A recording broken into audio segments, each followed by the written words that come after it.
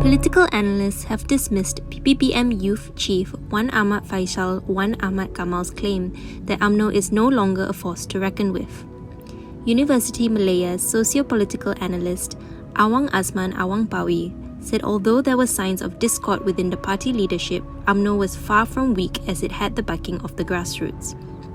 Awang Azman said, despite facing many challenges after the fall of the Barisan Nasional-led government in 2018, UMNO did not crumble and had in fact grown from strength to strength. To date, I have not heard of a single UMNO branch dissolving. Its strength is deeply rooted in its grassroots. The same can be said of PPBM as the party's strength and influence was based on executive power, and this was something that could change should parliament be dissolved, he said. In fact, in my view, in the coming elections, the two dominant forces will be UMNO BN and Pakatan Harapan.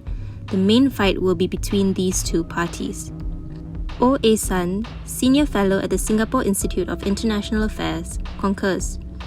He said UMNO is far from being a spent force in the political arena simply because UMNO is still perceived by many Malays as the defender of the community's rights and interests, and further added that he did not see this changing now or in the future.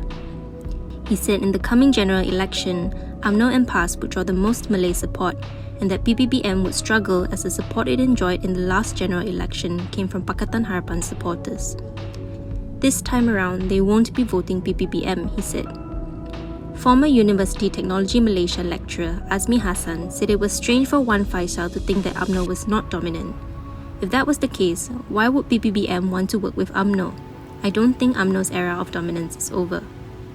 Azmi believes UMNO is now in a stronger position than it was before GE14 because of PH's dismal performance in its 22 months in power.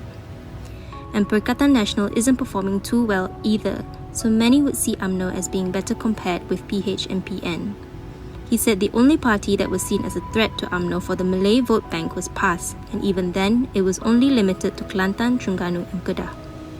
I think PAS will come to its senses and avoid colliding with UMNO during the election, he said.